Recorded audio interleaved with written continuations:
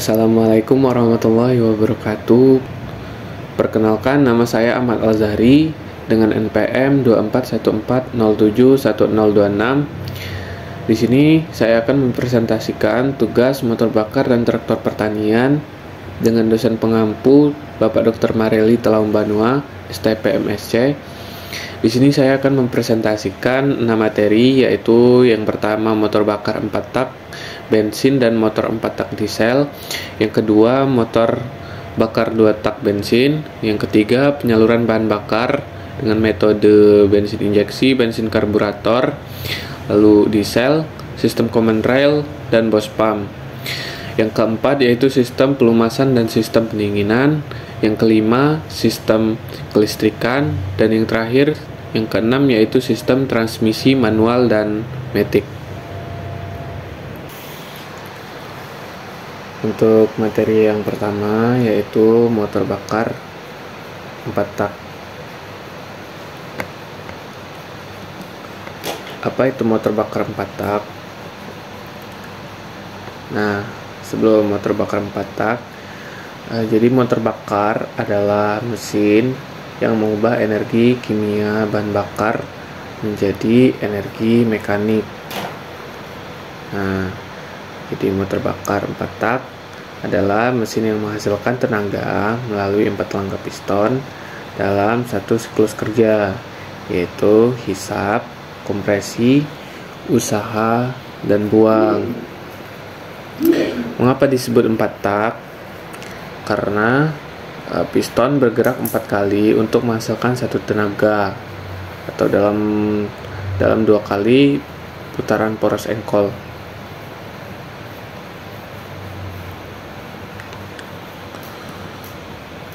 Kemudian jenis motor bakar 4 tak. Nah, motor 4 tak ini ada 2 jenis, yaitu motor bensin dan motor diesel. Nah, bedanya apa? Motor bensin itu menggunakan busi untuk menyalakan campuran udara dan bahan bakar. Sedangkan motor diesel yaitu udaranya dikompresi, udara dikompresi hingga suhu tinggi hingga panas, lalu bahan bakar kemudian disemprotkan dan terjadilah pembakaran. Lanjut, siklus kerja. Nah, jadi siklus kerja itu ada 4, yaitu langkah hisap, langkah kompresi, dan langkah usaha dan langkah buang. Nah, yang pertama yaitu langkah hisap. Jadi langkah ini dimulai ketika piston bergerak dari titik mati atas atau TMA ke titik mati bawah TMB. Nah, pada motor bensin, katup masuk terbuka dan campuran udara dan bahan bakar itu bergerak dari karburator atau injektor kemudian masuk ke ruang bakar atau silinder. Nah, pada motor diesel yang dihisap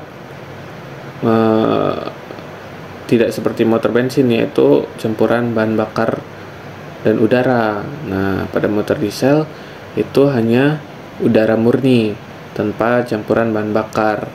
Nah, pada langkah hisap ini tujuannya adalah dimasukkan udara atau campuran bahan bakar ke ruang bakar dengan tekanan rendah.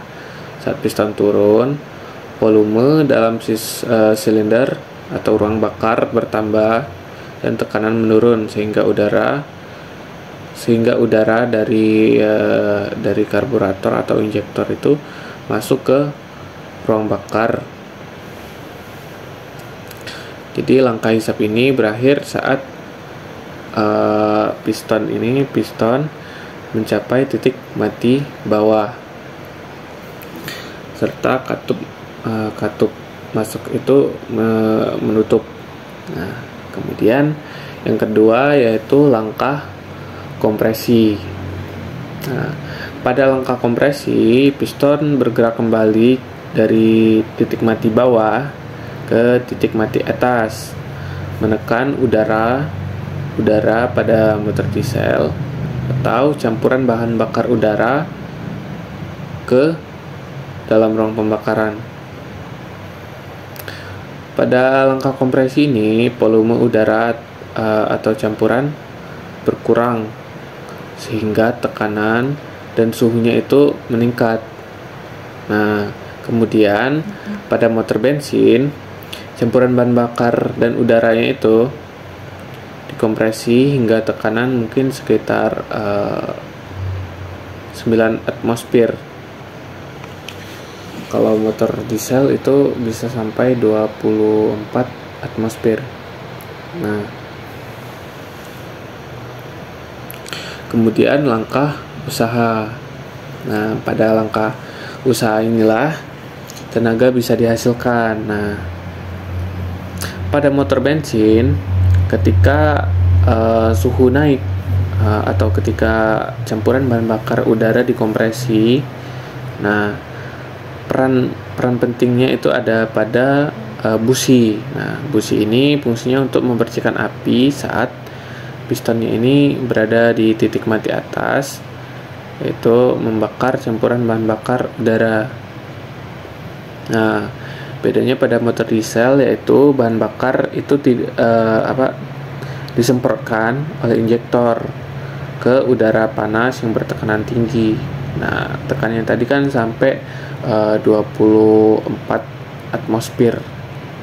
Itu suhunya sangat tinggi sehingga ketika bahan bakar disemprotkan oleh injektor, maka ruang bakarnya itu terbakar spontan. Hasil pembakaran itu menghasilkan gas panas bertekanan tinggi sehingga pistonnya itu didorong dengan kuat ke bawah. Nah, sehingga menghasilkan tenaga. Makanya pada langkah ini, langkahnya disebut langkah usaha atau langkah tenaga, karena pada langkah ini tenaga dihasilkan dan diteruskan ke poros alkohol melalui batang penghubung. Kemudian yang terakhir yaitu langkah buang. Nah, pada langkah buang, gas sisa hasil pembakaran ini keluar melalui katup buang. Nah, pistonnya tadi kan didorong ke bawah, jadi ke titik mati bawah. Nah, pada langkah buang, piston kembali naik ke titik mati atas, sehingga udara sisa pembakaran itu terdorong, sehingga pada saat katup buang terbuka, udara didorong keluar dengan mudah. Kemudian komponen pada motor bakar 4 tak bensin. Yang pertama yaitu ada blok silinder. Ini merupakan blok silinder bagian utama mesin yang menjadi tempat silinder, piston, dan ruang bakar pembakaran bekerja. Nah, fungsinya sebagai struktur utama. Kemudian ada piston. Nah, ini merupakan piston itu komponen yang bergerak naik turun di dalam silinder. Itu fungsinya untuk mengubah tekanan gas hasil pembakaran menjadi gerakan mekanik. Kemudian poros engkol. Nah, poros engkol ini fungsinya untuk menjadi mengubah gerak bolak-balik piston menjadi gerak putar yang bisa digunakan untuk menggerakkan roda kendaraan atau alat kerja. Kemudian ada katup buang dan katup masuk. Nah, katup masuk ini fungsinya untuk sebagai pintu masuk udara dan bahan bakar masuk ke dalam ruang bakar. Kemudian katup buang fungsinya untuk sebagai tempat pembuangan gas sisa hasil pembakaran. Kemudian yang paling penting yaitu busi. Nah, busi ini fungsinya sebagai pemercik api sehingga campuran udara bahan bakar itu dapat terbakar. Kemudian komponen pada motor bakar 4 tak diesel. Nah, komponennya hampir sama, yaitu ada piston, batang piston, ada poros engkol, ada katup masuk dan katup buang. Nah, yang berbeda apa? Yang berbeda itu adalah di sini pada motor bensin ini letaknya yaitu letak busi. Nah, berbeda pada motor bensin, motor diesel itu menggunakan injektor. Karena pada saat karena motor diesel itu menggunakan kompresi tinggi untuk sebagai kompresi tinggi. Nah, jadi pada langkah hisap itu udara murni yang dihisap kemudian dikompresi. Nah, fungsi injektor ini untuk menyemprotkan bahan bakar sehingga ketika kompresi udara dikompresi sehingga mencapai suhu tinggi, pada saat bahan bakar disemprotkan maka akan langsung terjadi pembakaran sehingga piston menghasilkan tenaga. Kemudian kelebihan dan kekurangan motor 4 tak. Jadi motor 4 tak bensin ini memiliki kelebihan yaitu suaranya lebih halus, lalu getarannya juga halus, tidak berisik. Kemudian akselerasinya cepat dan emisi gas buangnya juga relatif lebih rendah. Nah, namun motor 4 tak bensin ini memiliki kekurangan, yaitu dia efisiensi bahan bakarnya lebih rendah atau lebih boros, dan torsinya juga lebih kecil dibanding motor diesel. Kemudian kelebihan dan kekurangan motor 4 tak diesel. Kelebihannya yaitu efisiensi bahan bakarnya tinggi sehingga lebih hemat. Nah, torsinya juga besar sehingga cocok untuk kendaraan-kendaraan berat seperti truk dan lain sebagainya.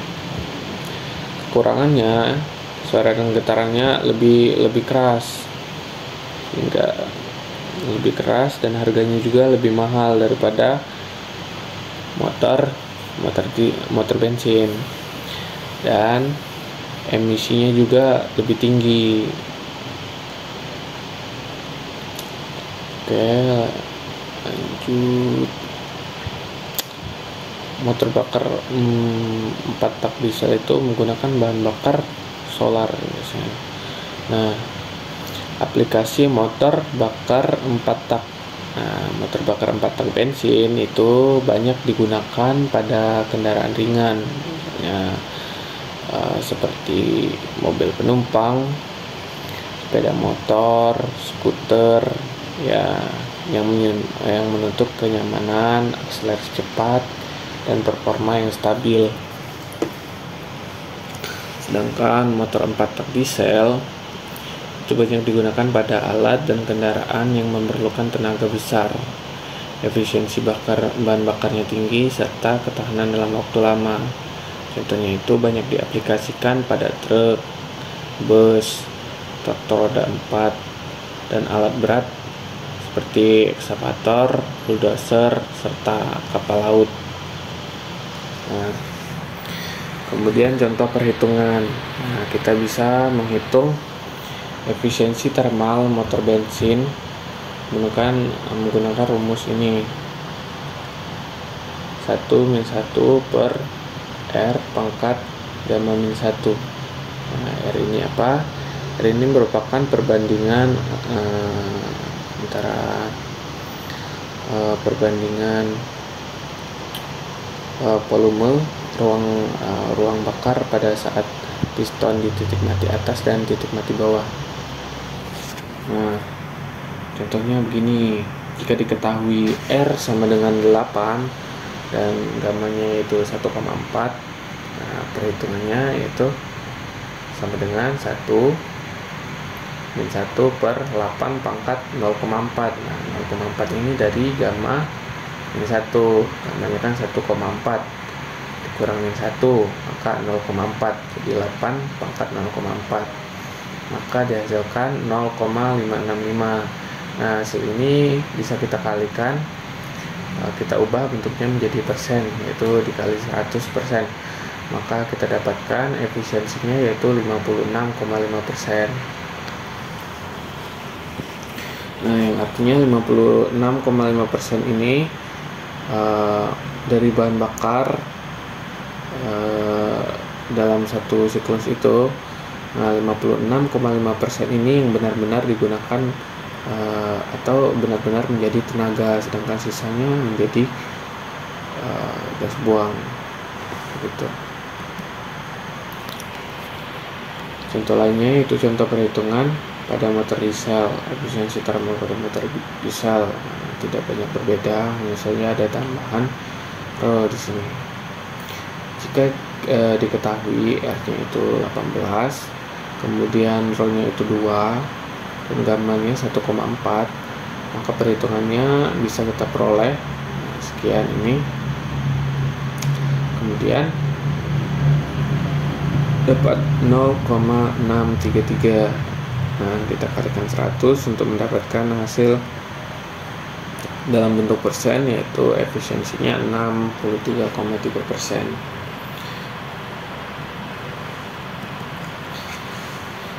Jadi kesimpulannya, motor bakar 4 tak itu bekerja melalui 4 langkah utama, yaitu langkah hisap, langkah kompresi, langkah usaha, dan langkah buang. Nah, motor bensin menggunakan busi untuk pembakaran, sedangkan motor diesel menggunakan tekanan kompresi tinggi. Motor bensin juga lebih halus dan cocok untuk kendaraan ringan, sementara motor diesel lebih efisien, bertenaga besar, cocok untuk kendaraan berat dan alat-alat pertanian seperti traktor roda 4 dan lain sebagainya. Terima kasih.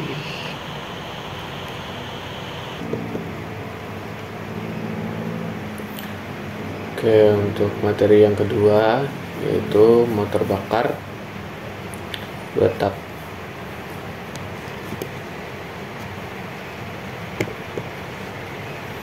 Apa itu motor bakar 2 tak? Jadi, motor bakar 2 tak adalah mesin yang menghasilkan tenaga setiap 2 langkah piston atau 1 putaran power cycle. Nah, jadi setiap kali piston naik dan turun sekali, mesin langsung menghasilkan tenaga. Karena bekerja lebih cepat dari motor 4 tak, motor 2 tak bisa menghasilkan tenaga meskipun ukurannya kecil. Mesin ini sering digunakan pada sepeda motor lama, mesin potong rumput, atau perahu kecil karena bentuknya ringan, sederhana, dan mudah dirawat. Prinsip kerja motor 2 tak. Prinsip kerja motor 2 tak terdiri dari 2 langkah utama, yaitu saat piston bergerak naik, yaitu langkah kompresi. Campuran udara dan bahan bakar di ruang bakar ditekan hingga padat sebelum piston mencapai titik atas. Busi memercik api untuk membakar campuran bahan bakar dan udara. Hasil pembakaran menghasilkan tekanan tinggi yang mendorong piston turun. Itu langkah usaha, sehingga timbul tenaga. Saat piston mendekati titik bawah, gas sisa pembakaran keluar melalui lubang buang, dan pada saat yang sama campuran baru masuk ke ruang bakar untuk siklus berikutnya.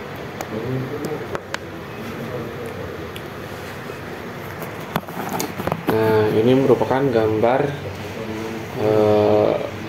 dari prinsip kerja langkah dari mesin 2 tak. Itu langkah hisap kompresi, langkah usaha dan buang. Nah, ini jadi pada langkah hisap kompresi ini piston bergerak dari titik mati bawah itu langsung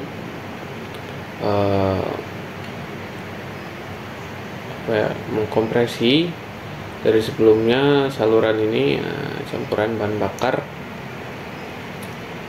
bensin serta oli masuk, lalu piston naik hingga terjadi kompresi, embusi memercik api, lalu pembakaran terjadi, piston turun ke bawah. Gas sisa pembakaran kemudian keluar melalui lubang buang, kemudian campuran udara, bensin serta oli masuk lagi dan siklus berulang. Selanjutnya yaitu mengapa motor 2 tak memerlukan oli samping.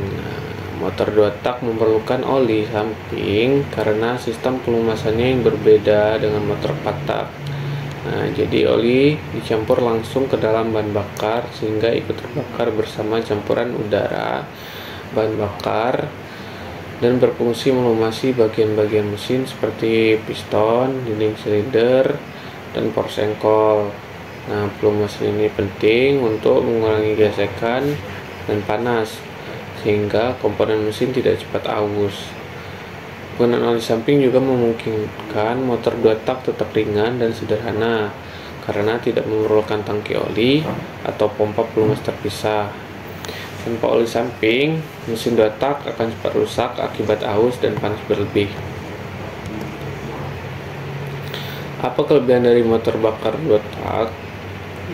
Kelebihannya yaitu mesin ini mampu menghasilkan tenaga besar meskipun ukuran silindernya kecil karena menghasilkan tenaga setiap satu putaran poros engkol. Selain itu,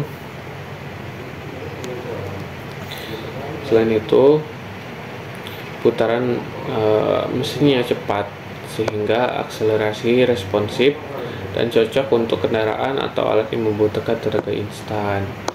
Konstruksinya juga sederhana dan ringan karena tidak menggunakan katup.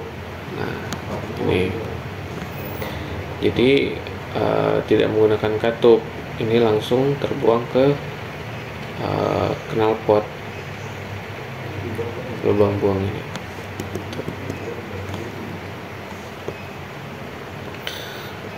Tidak menggunakan katup sehingga lebih mudah dirakit dan dibawa. Biaya produksi serta perawatannya juga lebih murah dibandingkan motor 4 tak karena sifatnya yang ringan dan bertenaga. Motor 2 tak juga sangat cocok digunakan pada kendaraan ringan, alat pertanian, perahu kecil maupun peralatan portable seperti gergaji mesin. Kemudian kekurangan dari motor bakar 2 tak. Kekurangannya yaitu cenderung boros bahan bakar karena proses pembakarannya tidak efisien, tidak seefisien motor 4 tak. Selain itu, emisi gas buangnya juga tinggi, sehingga lebih mencemari lingkungan karena pembakarnya tidak sempurna. Pelumasan mesin juga kurang efisien karena oli bercampur dengan bahan bakar, sehingga umur mesin relatif lebih pendek. Motor 2 tak juga kurang tahan terhadap beban berat dan penggunaan jangka panjang dibandingkan motor 4 tak. Karena itu penggunaannya lebih cocok untuk alat atau kendaraan ringan yang membutuhkan tenaga cepat dan mobilitas tinggi.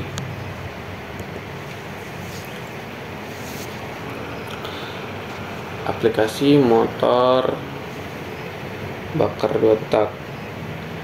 Motor bakar 2 tak itu banyak digunakan karena mampu menghasilkan tenaga besar dengan ukuran kecil dan bobot ringan. Mesin ini digunakan pada sepeda motor ringan, alat pertanian seperti mesin pemotong rumput, peralatan konstruksi seperti gergaji mesin, serta mesin tempel kapal kecil. Selain itu, motor 2 tak juga dipakai pada generator portable karena mudah dihidupkan dan dirawat. Penggunaannya juga banyak dijumpai di daerah pedesaan dan perkebunan karena tahan terhadap berbagai kondisi kerja. Contoh perhitungannya yaitu kita bisa menghitung daya indikator atau tenaga dari motor bakar 2 tak ini, yaitu rumusnya PME dikali VS dikali N, dimana PME ini adalah tekanan efektif rata-rata, VS yaitu volume langkah, dan N itu putaran mesin. Nah, 60 ini maksudnya yaitu 60 detik atau dalam 1 menit. Nah, contoh perhitungannya, jika diketahui volume langkahnya VS-nya sama dengan 100 cm3, kemudian tekanan efektif rata-ratanya 4 bar atau 4 kali 10 pangkat 5 Pascal, putaran mesinnya itu 4000 rpm, maka dapat kita hitung tenaganya, yaitu dikalikan 4 kali 10 pangkat 5 dikali 100 kali 10 pangkat 6 dikali 4000 per 60, maka kita dapatkan 266,6 watt atau 0,27 kilowatt. Kesimpulannya, motor 2 tak adalah mesin sederhana yang mampu menghasilkan tenaga cepat hanya dalam 1 putaran poros engkol. Nah, mesin ini unggul karena ringan, bertenaga, dan mudah dirawat meskipun boros bahan bakar serta menghasilkan emisi yang lebih tinggi. Karena karakteristiknya ini yang praktis dan responsif, motor 2 tak banyak digunakan pada alat-alat portabel dan kendaraan ringan yang membutuhkan tenaga besar dalam waktu singkat.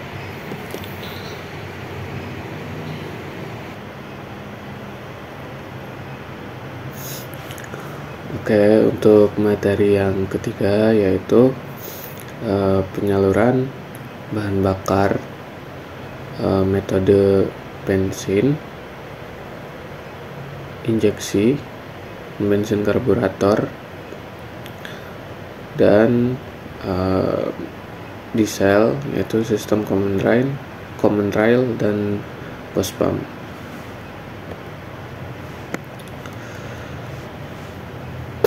Apa itu penyaluran bahan bakar?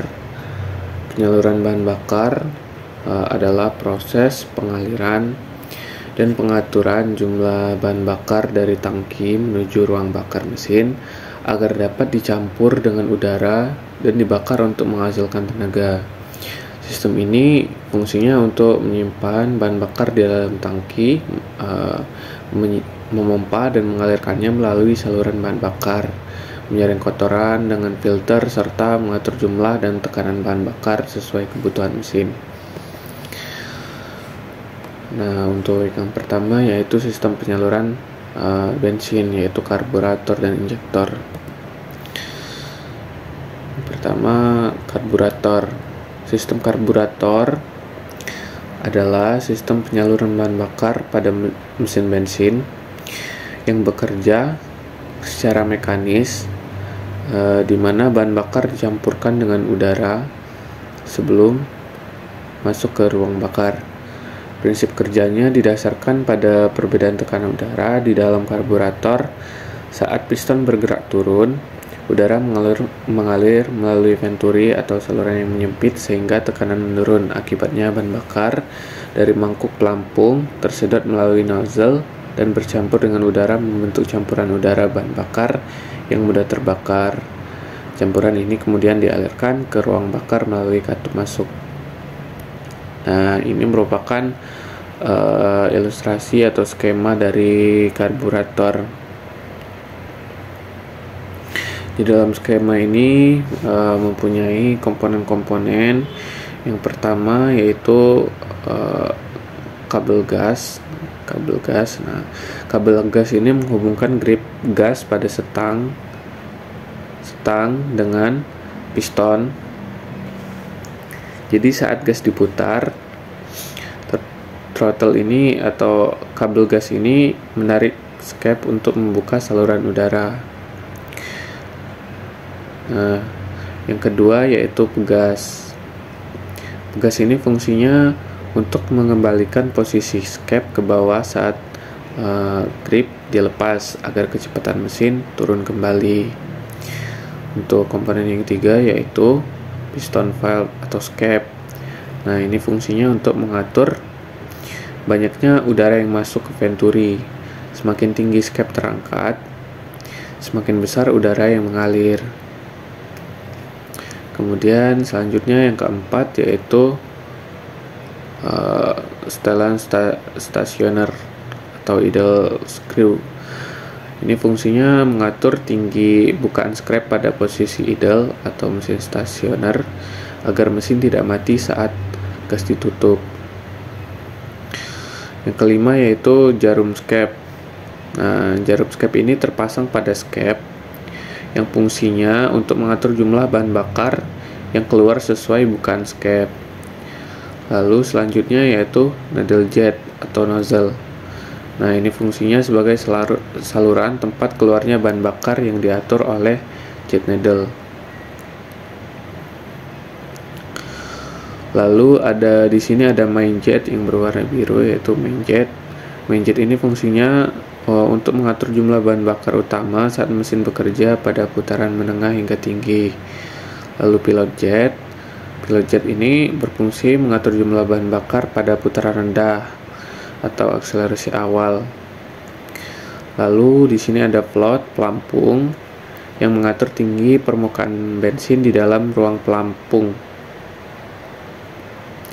Lalu ada jarum pelampung.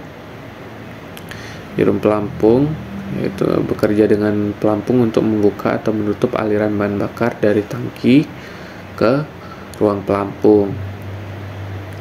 Lalu ada ini pilot air system dan main air system. Nah, ini fungsinya untuk menyalurkan udara tambahan untuk membantu proses pengembutan bahan bakar, pengembutan. Nah, jadi saluran bahan bakar ini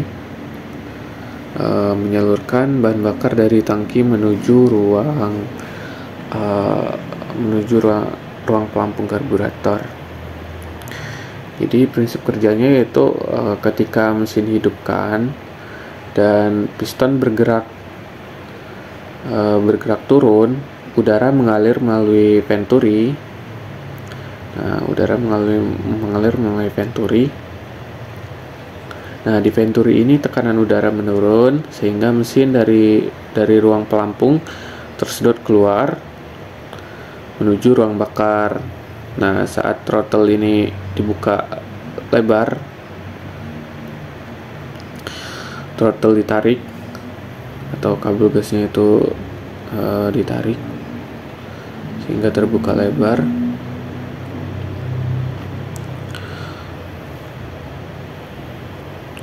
Maka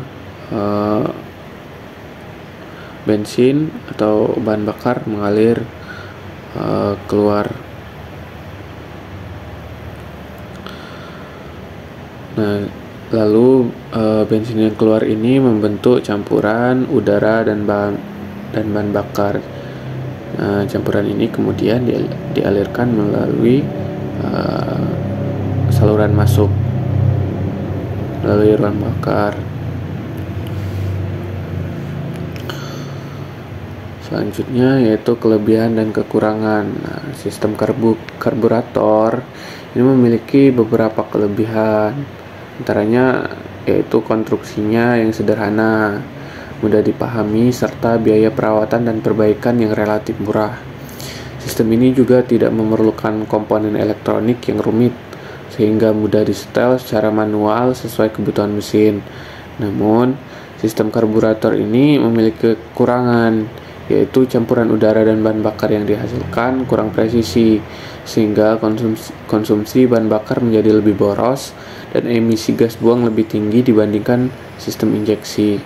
Selain itu, performa mesin sering kali juga kurang stabil pada kondisi lingkungan yang berbeda, seperti perubahan suhu dan tekanan udara. Yang selanjutnya yaitu injeksi. Nah, sistem injeksi adalah sistem penyaluran bahan bakar pada mesin bensin yang bekerja secara elektronik, di mana bahan bakar disemprotkan langsung ke saluran masuk atau ke ruang bakar menggunakan injektor.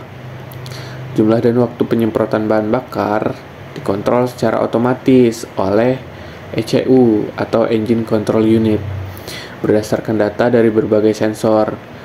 Tujuannya adalah untuk menghasilkan campuran udara dan bahan bakar yang ideal agar pembakaran lebih efisien, bertenaga, dan ramah lingkungan. Nah, ini merupakan skematik dari sistem injeksi.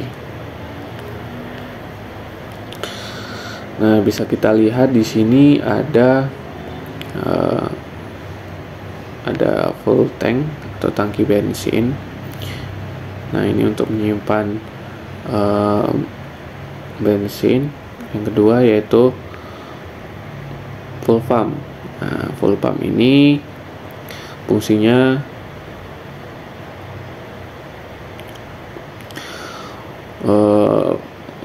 bekerja untuk menghisap bahan bakar dari tangki. Nah, dari tangki dan disaring kotoran agar tidak masuk ke sistem. Nah, lalu yang kedua yaitu pengatur tekanan atau pressure regulator. Ini fungsinya agar menjaga bahan bakar yang keluar menuju injektor tetap berada pada tekanan konstan sehingga semprotan bahan bakar selalu halus dan stabil. Nah, kemudian bahan bakar dialirkan melalui selang penyalur kemudian ke injektor. Nah, injektor ini bekerja seperti katup elektrik yang dikontrol oleh ECU. Nah, ECU itu menerima sinyal dari sensor seperti sensor oksigen, sensor tekanan udara, dan sensor suhu. Nah, berdasarkan data-data dari sensor tersebut, ECU menentukan berapa lama injektor terbuka untuk menyemprotkan bahan bakar dengan volume yang sesuai, sehingga campuran udara dan bahan bakar yang masuk ke ruang bakar itu ideal, sehingga pembakaran menjadi lebih efisien. Kelebihan dan kekurangan dari sistem injeksi bensin yaitu campuran bahan bakarnya lebih presisi, efisiensinya lebih tinggi sehingga lebih hemat, dan tenaga mesin lebih stabil, serta emisi gas buangnya lebih rendah dibandingkan sistem karburator. Namun kekurangannya adalah biaya perawatan lebih mahal, komponennya lebih kompleks, dan memerlukan peralatan khusus untuk perbaikan. Sistem ini banyak digunakan pada mobil dan sepeda motor modern karena mampu memenuhi standar efisiensi bahan bakar dan emisi gas buang yang semakin ketat. Selanjutnya yaitu sistem penyaluran pada diesel, yaitu common rail dan boss pump. Nah, common rail diesel adalah sistem penyaluran bahan bakar pada mesin diesel modern yang menggunakan satu pipa utama atau rel untuk menyalurkan bahan bakar bertekanan sangat tinggi ke setiap injektor. Sistem ini dikontrol secara elektronik oleh ECU sehingga jumlah, waktu, dan tekanan penyemprotan bahan bakar dapat diatur dengan sangat presisi sesuai kondisi kerja mesin. Ini merupakan skematik dari sistem common rail. Nah, jadi bahan bakar dari tangki ini disedot disedot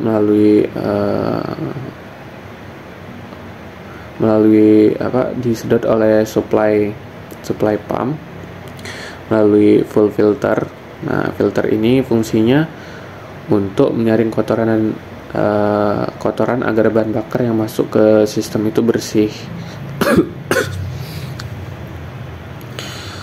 Nah, kemudian tekanan tinggi yang dihasilkan oleh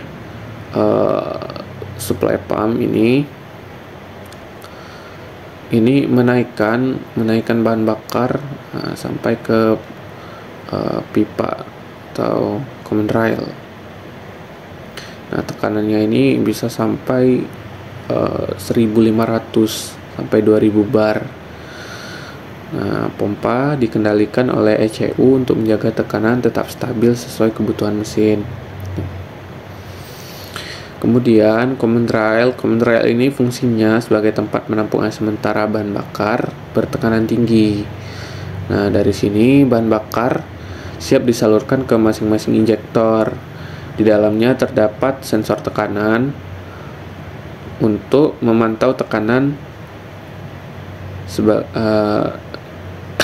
dan juga terdapat pressure limiter atau batas tekanan sebagai pengaman jika tekanan terlalu tinggi. Nah, kemudian penyemprotan bahan bakar oleh injektor. Injektor ini dikontrol oleh ECU melalui sinyal listrik yang menentukan waktu pembukaan, lama penyemprotan, dan jumlah bahan bakar yang disemprotkan ke ruang bakar. Dalam satu siklus itu, ECU dapat memerintahkan injektor untuk melakukan beberapa kali penyemprotan guna menghasilkan pembakaran yang halus dan efisien. Kemudian ECU ini juga menerima data dari berbagai sensor seperti tekanan rail atau tekanan rail, ini pressure, sensor tekanan. Ya, lalu sensor suhu, sensor posisi crankshaft, dan sensor pedal akselerator. Nah, berdasarkan data tersebut, ECU menghitung kebutuhan bahan bakar secara real time dan mengatur kerja pompa serta injektor. Secara keseluruhan, sistem common rail bekerja dengan cara menyediakan bahan bakar bertekanan tinggi secara konstan di dalam pipa bersama atau common rail. Selanjutnya, kelebihan dan kekurangan. Nah, kelebihan sistem common rail ini adalah efisiensi pembakarannya tinggi, tenaga mesin lebih besar, serta suara mesin lebih halus, serta emisi gas buangnya lebih rendah karena penyemprotan bahan bakar dilakukan secara bertahap. Namun, kekurangannya, sistemnya lebih kompleks, sensitif terhadap kualitas bahan bakar, serta biaya perawatan dan perbaikannya lebih tinggi. Sistem ini banyak digunakan pada kendaraan diesel modern seperti mobil penumpang, truk ringan, dan mesin pertanian berteknologi baru karena mampu memenuhi standar efisiensi dan emisi yang ketat. Lalu kemudian ada sistem Bosch pump. Nah, sistem Bosch pump ini adalah sistem penyaluran bahan bakar pada mesin diesel konvensional yang bekerja secara mekanis menggunakan pompa injeksi tipe Bosch untuk menyalurkan bahan bakar bertekanan tinggi ke setiap injektor sesuai urutan pengapian mesin. Sistem ini banyak digunakan pada mesin diesel generasi lama sebelum berkembangnya sistem common rail. Nah, ini merupakan bentuk dari atau skema dari sistem Bosch pump. Nah, jadi bahan bakar dari tangki itu disedot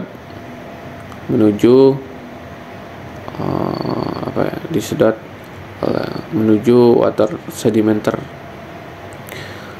dan di sini ada juga filter untuk menyaring kotoran serta air dari bahan bakar agar sistem tetap bersih dan tidak menyebabkan keausan, utama pada komponen pompa. Lalu di sini ada pompa. Setelah disaring, bahan bakar masuk ke pit pump yang berfungsi mengalirkan bahan bakar ke ruang pompa utama dengan tekanan rendah. Nah, lalu kenaikan tekanan oleh template yang digerakkan oleh poros engkol. Jadi gerakan naik turun plunger ini menyebabkan bahan bakar di ruang tekanan tertekan sangat tinggi.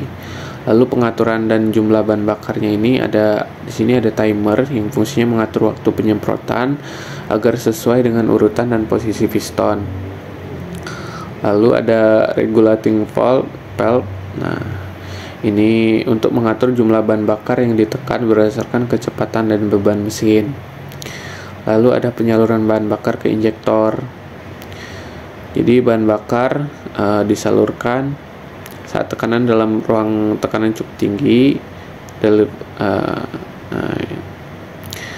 Pintunya akan terbuka dan bahan bakar bertekanan tinggi dialirkan melalui pipa menuju injektor. Injektor menyemprotkan bahan bakar dalam bentuk kabut halus langsung ke dalam ruang bakar pada akhir langkah kompresi. Nah, jumlah bahan bakar yang disemprotkan ini bergantung pada posisi control rack yang mengatur langkah plunger. Nih, control rack. Nah, saat mesin dimatikan, pull up akan menutup semua saluran bahan bakar ke ruang tekanan sehingga proses injeksi terhenti. Ini full cut off solenoid. Nah, jadi selanjutnya yaitu kelebihan dan kekurangan. Nah, kelebihan dari sistem Bosch pump adalah konstruksinya kuat. Dia tidak membutuhkan sistem elektronik serta mudah dirawat. Namun kekurangannya itu tekanan injeksinya terbatas, suara mesin lebih kasar, pembakaran kurang sempurna, dan emisi gas buangnya lebih tinggi dibanding sistem common rail. Sistem Bosch pump ini banyak digunakan pada truk, bus, traktor, dan mesin diesel pertanian generasi lama yang membutuhkan keandalan tinggi dengan biaya perawatan rendah. Baik sistem Bosch pump maupun common rail sama-sama berfungsi menyalurkan bahan bakar diesel ke ruang bakar, namun memiliki perbedaan utama pada cara pengaturan tekanan dan waktu injeksi. Nah, pada sistem Bosch pump, tekanan bahan bakar dihasilkan secara mekanis. Sedangkan pada common rail menggunakan satu pipa rel, yaitu common rail, dan diatur oleh ECU secara elektronik.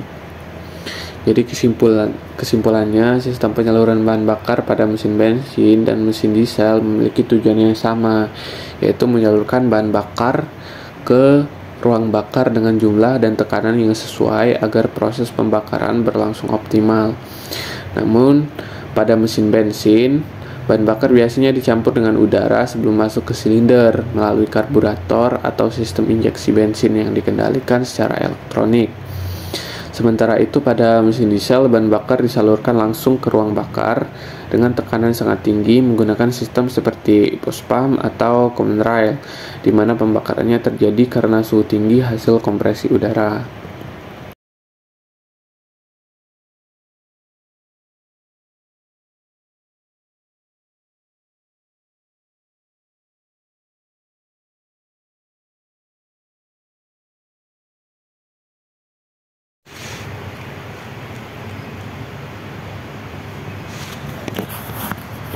Baik, untuk materi yang keempat yaitu sistem pelumasan dan sistem pendinginan.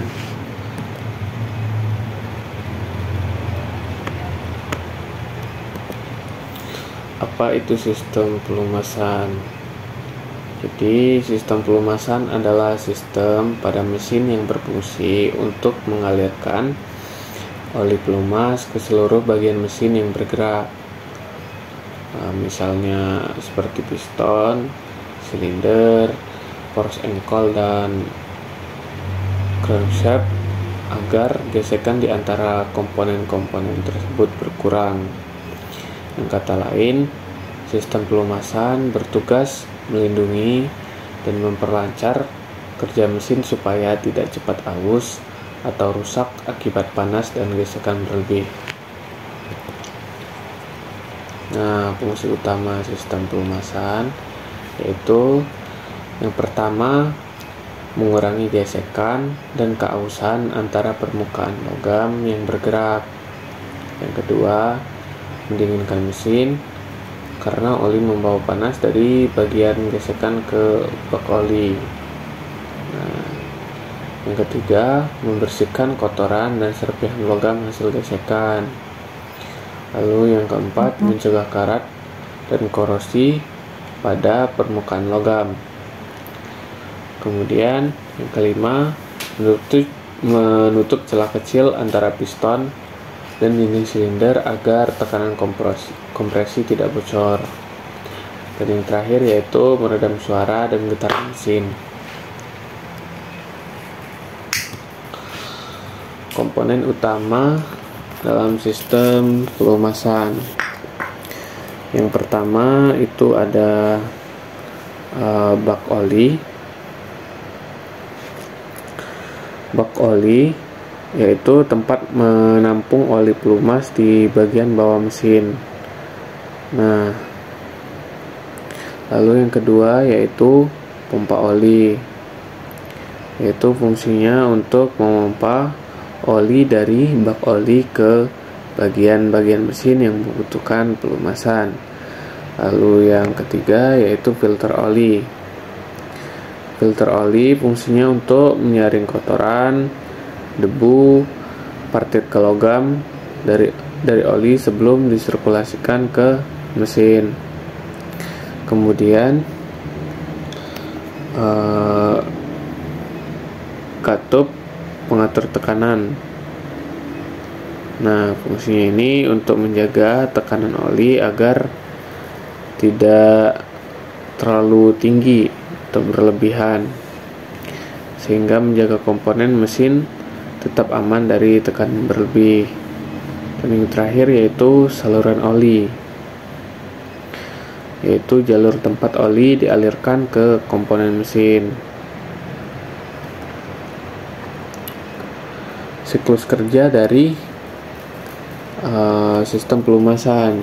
Nah, oli yang disimpan di bak oli yang terletak di bagian bawah mesin. Dari situ pompa oli akan menghisap oli dan menyalurkan ke seluruh bagian mesin melalui saluran khusus.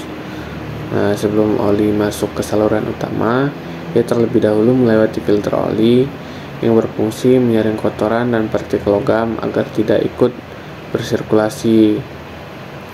Katup pengatur tekanan kemudian menjaga agar tekanan oli tetap stabil, tidak terlalu tinggi maupun terlalu rendah. Setelah melumasi bagian-bagian penting mesin, oli akan mengalir kembali ke bak oli dan digunakan kembali dalam siklus berikutnya. Kemudian kualitas pelumas. Nah, oli pelumas yang digunakan harus memiliki sifat-sifat tertentu agar dapat bekerja secara optimal. Sifat penting yang harus dimiliki antara lain viskositas atau kekentalan yang sesuai, yaitu tidak terlalu kental agar mudah mengalir dan tidak terlalu encer agar tetap mampu melindungi permukaan logam. Selain itu, oli juga harus memiliki indeks viskositas yang tinggi agar kekentalannya stabil meskipun suhu berubah, memiliki titik nyala yang tinggi agar tidak mudah menguap, serta memiliki kemampuan deterjen untuk membersihkan kotoran di dalam mesin. Kemudian sistem pendinginan. Nah, sistem pendinginan adalah suatu sistem pada mesin yang berfungsi untuk menjaga suhu kerja mesin agar tetap stabil, tidak terlalu panas atau overheating, dan tidak terlalu dingin. Saat mesin bekerja, terjadi proses pembakaran bahan bakar di dalam silinder yang menghasilkan panas sangat tinggi. Sebagian panas tersebut digunakan untuk menghasilkan tenaga, namun sisanya harus dibuang agar tidak merusak komponen mesin. Nah, disinilah sistem pendinginan berperan penting untuk menjaga suhu mesin tetap stabil. Fungsi sistem pendinginan. Fungsi utamanya yaitu sistem pendinginan mengeluarkan sebagian panas berlebih dari mesin agar suhu komponen tetap dalam batas aman. Selain itu, sistem ini juga berfungsi untuk menjaga suhu mesin agar cepat mencapai suhu kerja ideal, karena pada saat mesin terlalu dingin, pembakaran menjadi tidak sempurna dan konsumsi bahan bakar meningkat. Dengan suhu yang stabil, pelumasan juga menjadi lebih efektif karena oli tidak terlalu encer akibat panas atau terlalu kental akibat suhu rendah. Jenis sistem pendinginan. Nah, jadi yang pertama yaitu pendinginan udara, air cooling system. Nah, digunakan pada pada motor kecil seperti sepeda motor, mesin 2 tak, dan mesin portabel. Panas dibuang langsung ke udara melalui sirip pendingin yang menambah luas permukaan logam. Kadang juga ditambah kipas pendingin untuk mempercepat aliran udara. Nah, ini merupakan gambar dari sistem pendingin udara. Jadi ini merupakan sirip-sirip yang ada pada blok mesin. Nah, yang fungsinya itu untuk mengalirkan udara masuk ke dalam sini, sehingga mesin itu cepat panas mesin itu bisa berkurang dengan cepat.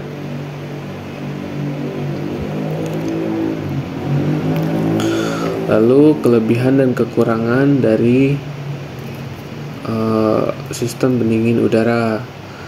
Kelebihannya yaitu konstruksinya sederhana, tidak memerlukan komponen lain.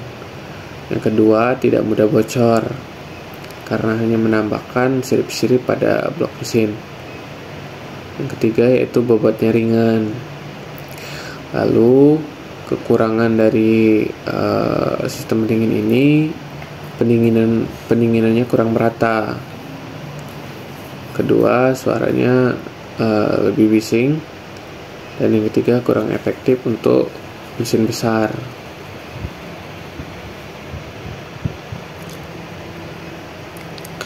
Nah, untuk yang kedua yaitu sistem pendinginan air atau water cooling system. Panas diserap oleh air pendingin atau coolant yang mengalir melalui saluran di blok mesin. Nah, air panas dari mesin dialirkan ke radiator, di mana panas dilepaskan ke udara dengan bantuan kipas. Sirkulasi air dijaga oleh pompa air atau water pump, dan termostat mengatur suhu operasi mesin. Nah, jadi seperti pada gambar ini, ini merupakan komponen-komponen dalam sistem pendingin cairan. Itu ada radiator, ada kipas, ada water pump, ada reserve tank, ada termostat, ada upper hose.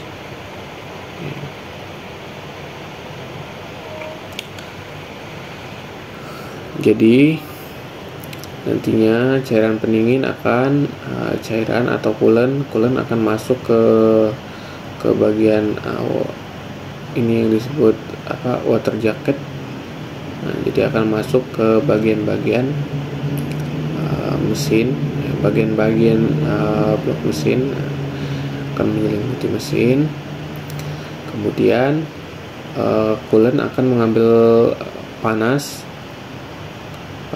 dari mesin, lalu dialirkan ke heater core, lalu disalurkan kembali sehingga ke termostat. Nah, saat suhu mencapai suhu tertentu, misalnya sekian derajat, termostat akan terbuka dan mengalirkan ke radiator. Nah, radiator kemudian akan mendinginkan coolant sehingga dapat digunakan dalam siklus berikutnya. kelebihan dan kekurangan dari sistem pendingin cairan ini. Yang pertama, kelebihannya yaitu pendinginan lebih merata.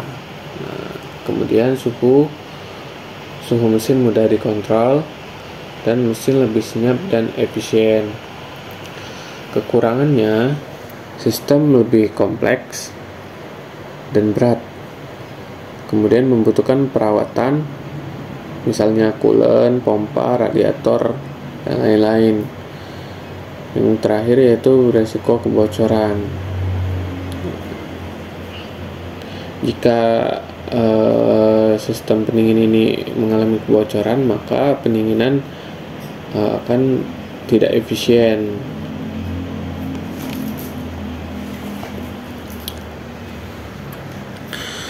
Lalu contoh perhitungan. Nah, panas yang dibuang oleh sistem pendinginan dapat dihitung dengan rumus Q sama dengan M kali C kali delta T, di mana Q adalah jumlah panas yang dibuang, M adalah massa fluida pendingin, C adalah kalori jenis fluida, dan delta T merupakan perubahan suhu fluida. Rumus ini digunakan untuk menghitung panas yang diserap atau menentukan kebutuhan massa fluida pendingin.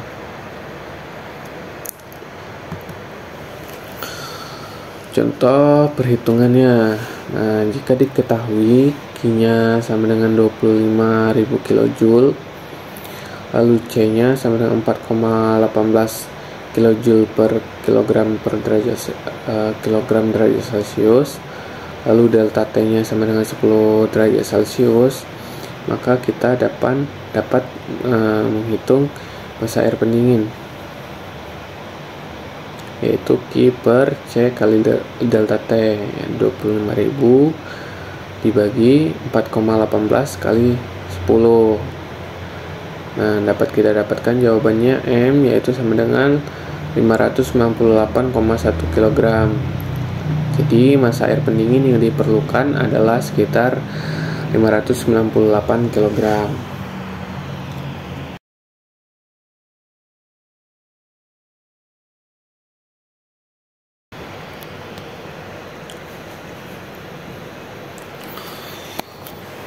Baik, untuk materi yang kelima yaitu sistem kelistrikan. Apa itu sistem kelistrikan? Sistem kelistrikan pada mesin adalah rangkaian komponen yang berfungsi untuk menghasilkan, menyimpan, dan menyalurkan arus listrik untuk mendukung kerja mesin serta berbagai sistem mendukung kendaraan. Listrik dibutuhkan untuk menyalakan mesin, menyalakan lampu, mengoperasikan sensor, sistem bahan bakar, dan perangkat elektronik lainnya. Pada kendaraan modern, sistem kelistrikan juga berperan penting dalam sistem kontrol otomatis seperti pengaturan injeksi bahan bakar, pengapian, pendinginan, serta fitur keamanan dan kenyamanan.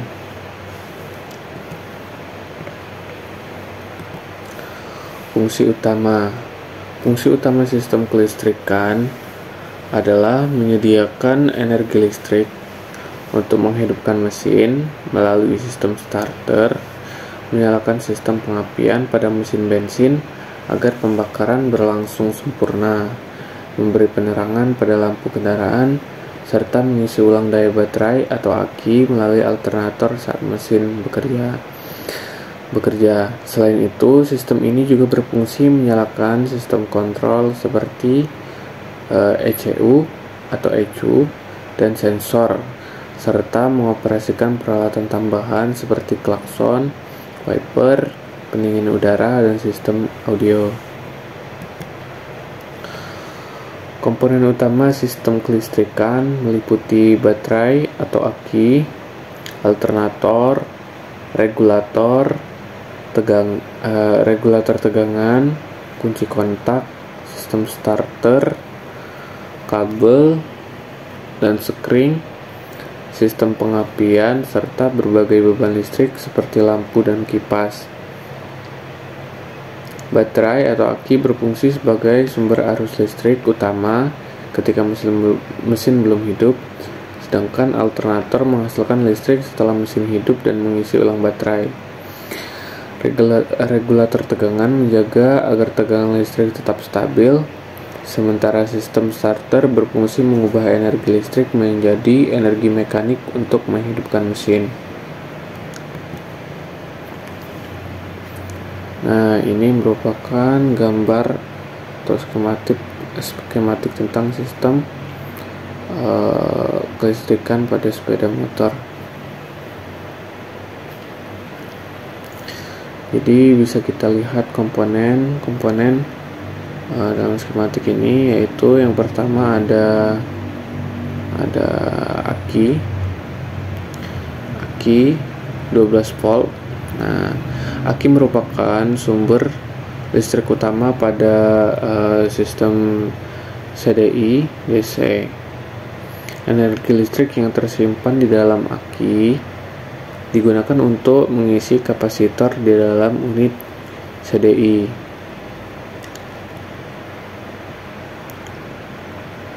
Nah, aki juga berfungsi menstabilkan tegangan agar sistem pengapian tetap menghasilkan percikan api yang kuat dan stabil. Meskipun mesin berputar pada kecepatan rendah, nah tanpa aki sistem CDI tidak akan dapat berfungsi karena seluruh proses pengisian dan pengapian bergantung pada arus dari aki. Komponen yang kedua yaitu kunci kontak. Komponen ini berfungsi untuk menghubungkan atau memutus arus listrik dari aki menuju sistem pengapian. Saat kunci kontak diputar ke posisi on, arus listrik dari aki mengalir ke unit CDI.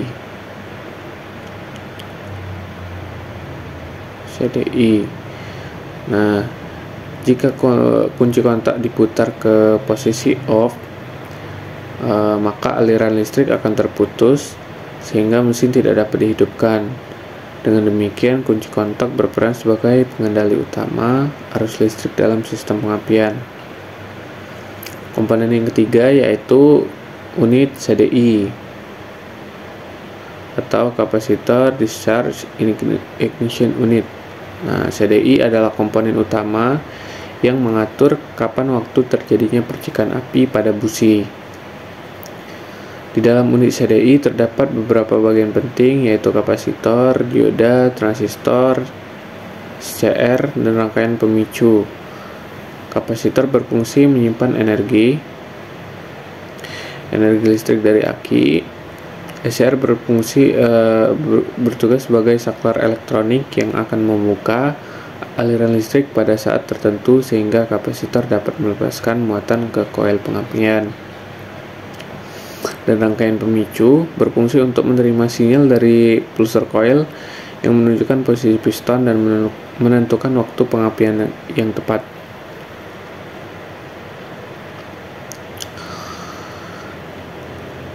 Komponen yang keempat yaitu sensor pemicu atau pulser coil. Pulser coil adalah sensor yang mendeteksi posisi force ankle mesin.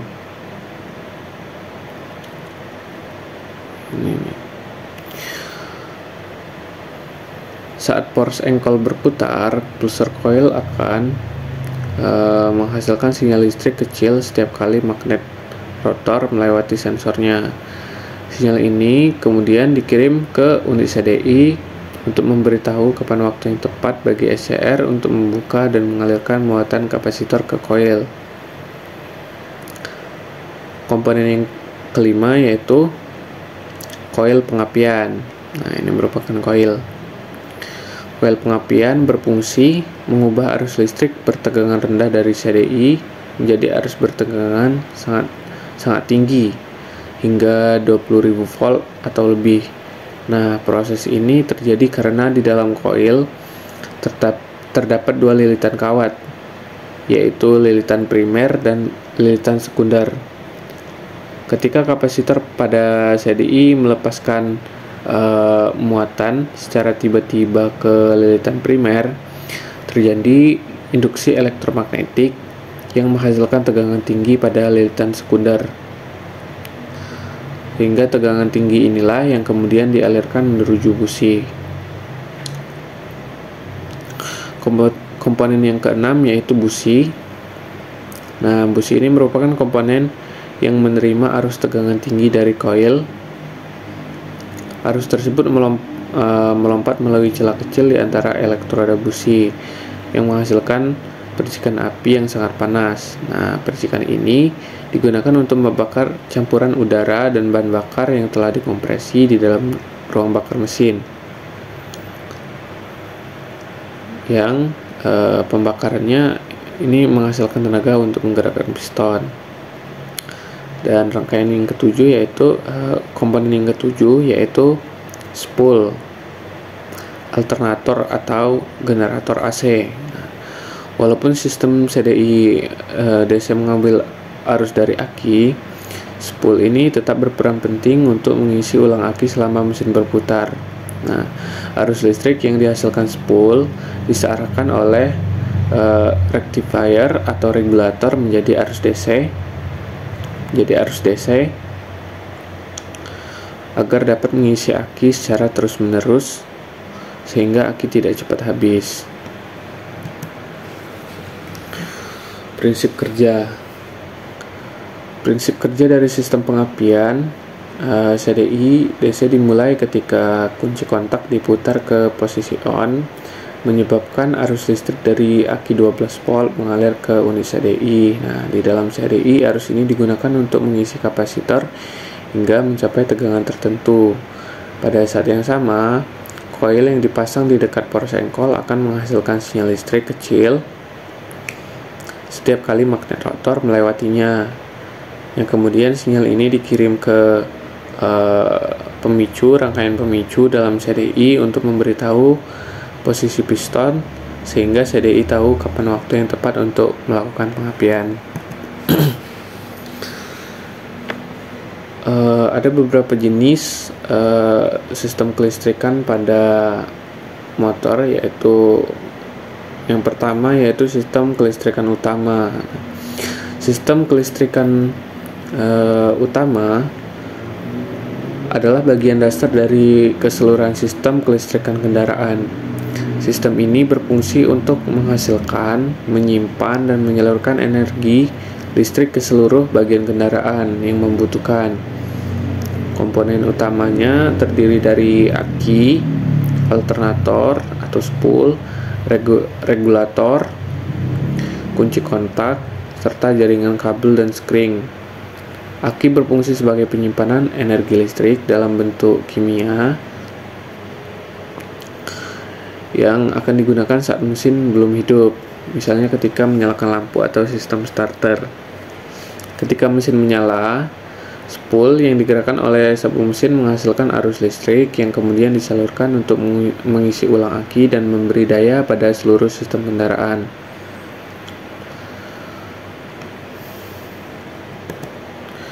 Nah, sistem kelistrikan yang kedua yaitu sistem pengisian. Sistem pengisian bertugas untuk menghasilkan arus listrik dan mengisi ulang aki selama mesin bekerja. Energi listrik yang dihasilkan oleh alternator yang digerakkan oleh poros engkol melalui sabuk, yang kemudian alternator mengubah energi mekanik dari putaran mesin menjadi energi listrik berupa arus AC. Nah, karena aki ini hanya dapat menyimpan arus DC, maka arus AC dari alternator akan disearahkan oleh rectifier atau penyearah yang biasanya berada dalam satu unit dengan regulator tegangan. Next yaitu sistem starter. Nah, sistem starter berfungsi untuk menghidupkan mesin dengan mengubah energi listrik dari aki menjadi energi mekanik untuk memutar poros engkol. Komponen utamanya terdiri dari motor starter dan relay dan kunci kontak.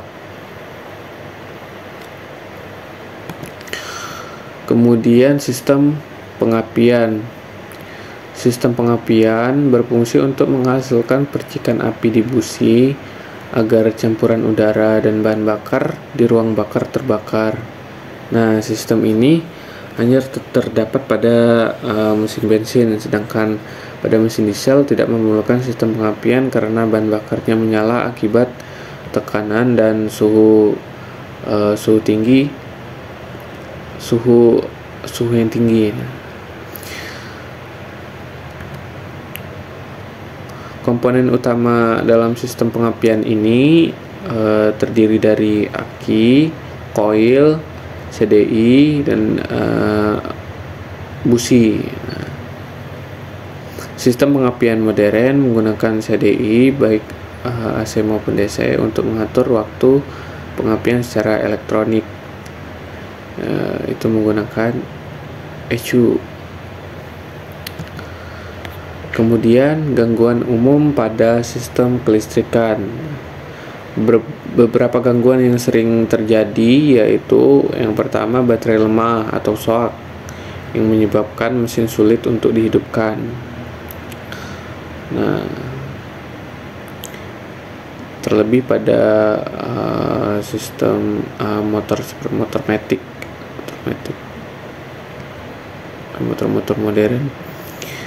Kemudian alternator rusak atau spool rusak yang membuat baterai tidak terisi. Akibatnya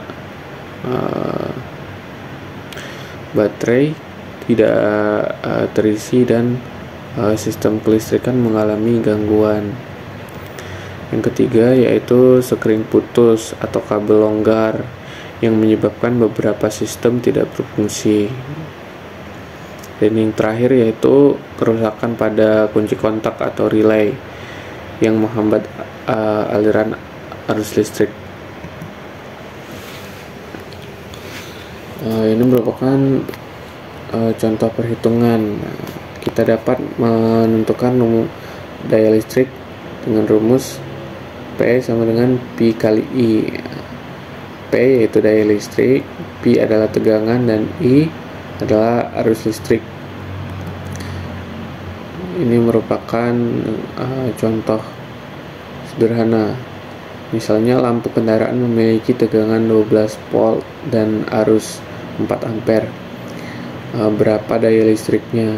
Maka bisa kita hitung P sama dengan P kali I sama dengan 12 kali 4 sama dengan 48 watt. Nah, jadi daya listriknya yaitu 48 watt. Kesimpulannya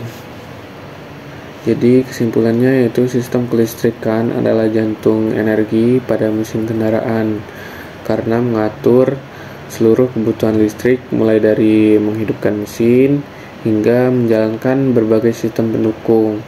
Sistem ini bekerja berdasarkan prinsip konversi energi mekanik menjadi energi listrik melalui alternator, serta distribusi dan pengendalian arus oleh berbagai komponen. Dengan perawatan yang baik seperti pengecekan aki, kabel, dan sekring secara rutin, sistem kelistrikan akan memastikan mesin bekerja dengan efisien, aman, dan andal.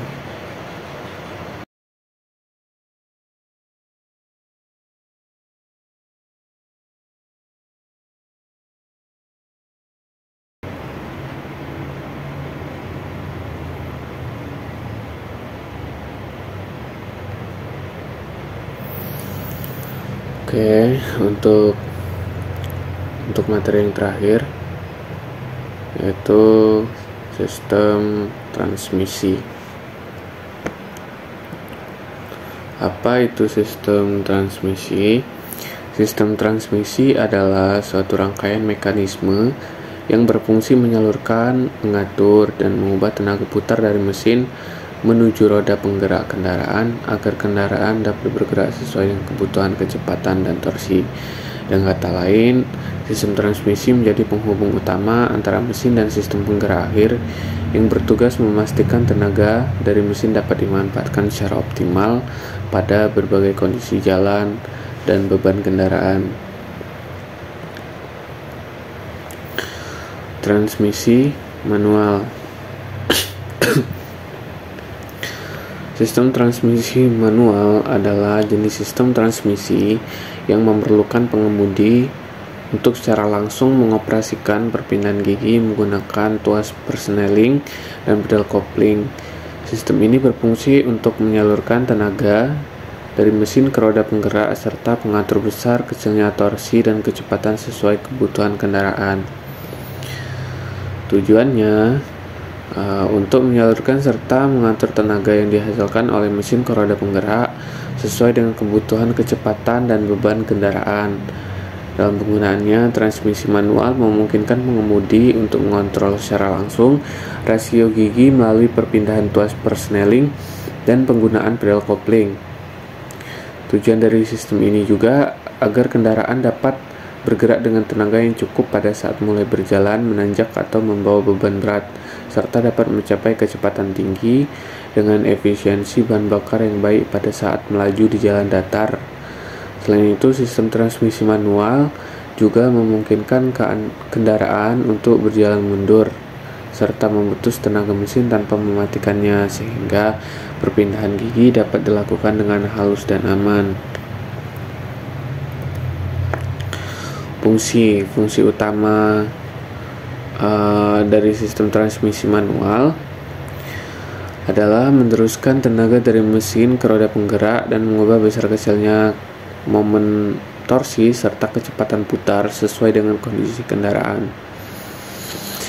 Saat gigi rendah digunakan, transmisi memperbesar torsi agar kendaraan memiliki tenaga dorong yang besar. Sedangkan pada gigi tinggi, transmisi mengurangi torsi untuk memperoleh kecepatan yang lebih tinggi dengan putaran mesin yang lebih rendah. Selain itu, sistem transmisi manual juga berfungsi untuk menyesuaikan beban kerja mesin agar mesin tidak bekerja terlalu berat serta membantu meningkatkan efisiensi bahan bakar dan performa kendaraan. Selanjutnya yaitu komponen. Sistem transmisi manual terdiri dari beberapa komponen utama yang bekerja secara terpadu untuk menyalurkan tenaga mesin ke roda penggerak, yaitu kopling, gearbox, tuas persneling, synchronizer, dan poros transmisi. Komponen pertama adalah kopling. Kopling berfungsi untuk memutus dan menghubungkan tenaga mesin ke transmisi saat pengemudi menekan atau melepaskan pedal kopling. Ketika pedal kopling ditekan, tenaga dari mesin terputus sehingga perpindahan gigi dapat dilakukan tanpa merusak roda gigi. Selanjutnya terdapat gearbox, yaitu tempat berbagai roda gigi dengan ukuran berbeda yang digunakan untuk mengubah rasio putaran.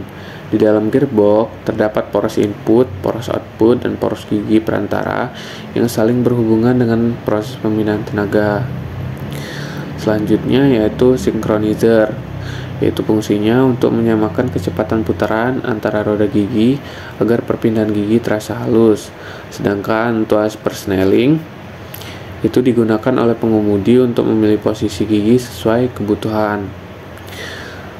Lalu tenaga yang keluar dari gearbox kemudian diteruskan ke poros propeller hingga akhirnya menggerakkan roda kendaraan.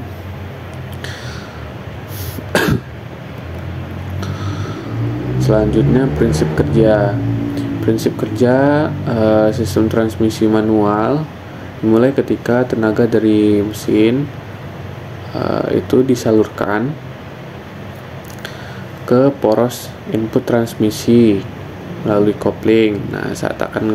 Saat kendaraan akan mulai bergerak, pengemudi menekan pedal kopling untuk memutus tenaga dari mesin, lalu memindahkan tuas persneling ke gigi yang diinginkan.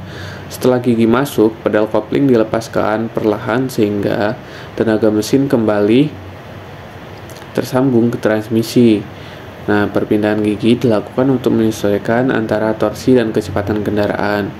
Gigi rendah digunakan saat membutuhkan tenaga besar, seperti ketika menanjak atau mulai berjalan. Sedangkan gigi tinggi digunakan untuk mencapai kecepatan tinggi dengan efisiensi bahan bakar yang lebih baik. Kelebihan dan kekurangan sistem transmisi manual. Nah, kelebihannya yaitu hemat bahan bakar, biaya perawatannya lebih murah dan konstruksinya sederhana, serta memberikan kontrol penuh kepada pengemudi terhadap tenaga dan kecepatan kendaraan. Transmisi manual juga lebih tahan terhadap beban berat dan cocok digunakan pada kendaraan niaga atau medan sulit. Sedangkan kekurangannya, sistem ini membutuhkan keterampilan lebih dalam, mengoperasikan kopling dan gigi, dan juga kurang nyaman di kemacetan karena sering memindahkan gigi, serta dapat menimbulkan hentakan jika perpindahan gigi tidak halus. Meskipun demikian, transmisi manual tetap digemari karena efisien dan tangguh.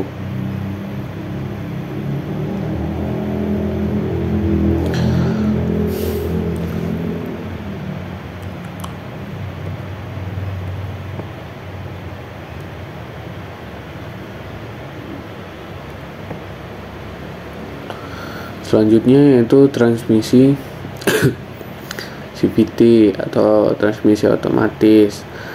Nah, itu adalah jenis transmisi yang tidak menggunakan roda gigi konvensional, melainkan sepasang puli dengan sabuk baja atau pen belt atau sabuk logam yang dapat berubah diameter secara terus-menerus.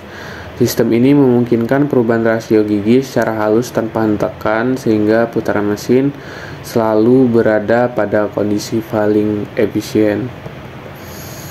Prinsip kerjanya, CVT bekerja dengan prinsip perubahan rasio secara kontinu. Artinya tidak ada perpindahan gigi yang terasa seperti pada transmisi otomatis biasa. Akibatnya, akselerasi kendaraan menjadi lebih halus dan konsumsi bahan bakar lebih efisien. Sistem ini banyak digunakan pada sepeda motor matic dan mobil kecil karena memberikan kenyamanan serta efisiensi tinggi dalam berkendara. Selanjutnya, komponen utama. Komponen utama pada transmisi otomatis atau CVT terdiri dari 2 puli dan 1 sabuk baja. Puli pertama terhubung ke mesin dan disebut dengan puli penggerak, sedangkan puli kedua terhubung ke roda dan disebut poli yang digerakkan. Kedua puli ini bisa berubah ukuran atau diameter agar kecepatan dan tenaga mesin bisa disesuaikan secara halus. Sabuk baja berfungsi menghubungkan kedua puli dan menyalurkan tenaga dari mesin ke roda. Selain itu ada torque converter yang menggantikan fungsi kopling, pompa oli yang mengatur tekanan untuk menggerakkan puli, dan ECU atau komputer kendaraan yang mengontrol semua proses agar perpindahan rasio berjalan otomatis dan halus.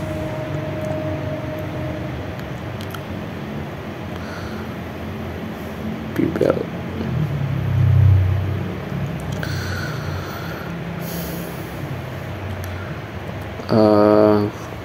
Selanjutnya, kelebihan dan kekurangan. Kelebihan dari sistem CVT ini, perpindahan rasionya sangat halus, kemudian akselerasinya stabil serta efisiensi bakarnya yang lebih baik karena mesin selalu bekerja pada putaran optimal. Namun, sistem ini memiliki kekurangan seperti daya tahan yang lebih rendah terhadap beban berat, serta biaya perawatan dan perbaikan yang relatif mahal. Meski demikian, transmisi CVT banyak digunakan pada sepeda motor matic dan mobil modern karena kenyamanannya yang tinggi dan kemampuannya memberikan pengalaman berkendara yang halus serta efisien.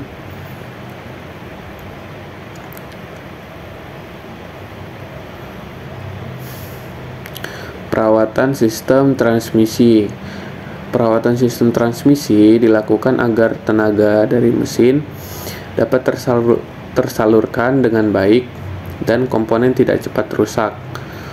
Untuk transmisi manual, perawatan utamanya adalah memeriksa dan mengganti oli transmisi secara berkala serta menjaga penggunaan kopling agar tidak cepat aus.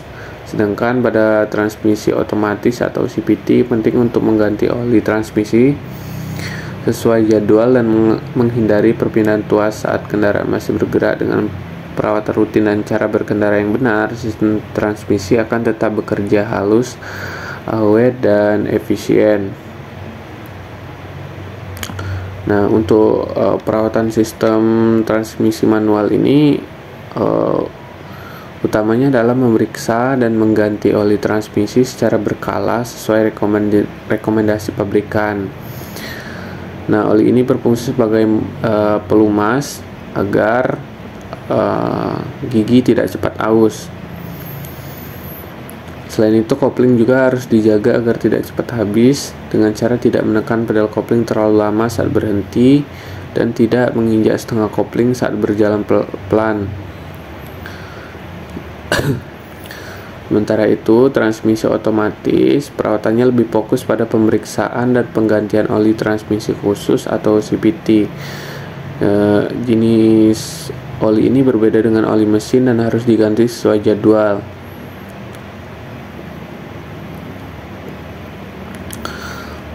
Lalu selanjutnya yaitu sistem transmisi manual dan matic itu memiliki perbedaan utama pada cara kerja dan pengoperasiannya. Pada transmisi manual, pengemudi harus mengoperasikan kopling dan memindahkan gigi secara manual menggunakan tuas persneling. Sistem ini memberikan kendali penuh terhadap tenaga, kecepatan kendaraan, serta biasanya lebih hemat bahan bakar dan murah dalam perawatan. Namun, transmisi manual membutuhkan keterampilan lebih dan terasa kurang nyaman di kemacetan. Sementara itu, transmisi matic bekerja secara otomatis menggunakan sistem hidraulik yang mengatur perpindahan gigi sesuai kecepatan dan beban mesin. Pengemudi tidak perlu menginjak kopling atau memindahkan gigi secara manual, sehingga lebih praktis, nyaman, terutama di lalu lintas padat. Lalu kesimpulannya dapat disimpulkan bahwa sistem transmisi baik manual maupun otomatis memiliki peran penting dalam menyalurkan dan mengatur tenaga dari mesin ke roda penggerak agar kendaraan dapat berjalan dengan efisien. Lalu, transmisi manual unggul dalam hal efisiensi bahan bakar, daya tahan, dan kontrol penuh oleh pengemudi, sedangkan transmisi matic lebih unggul dalam kenyamanan dan kemudahan penggunaan. Dengan memahami cara kerja dan perawatannya, pengemudi dapat memilih jenis transmisi yang paling sesuai dengan kebutuhan dan menjaga performa kendaraan tetap optimal. Setelah presentasi dari ke-6 materi, saya ucapkan terima kasih bagi yang telah mendengar sampai selesai. Semoga apa yang saya presentasikan itu dapat bermanfaat bagi yang mendengar dan menyimak. Saya tutup dan saya akhiri. Wassalamualaikum warahmatullahi wabarakatuh.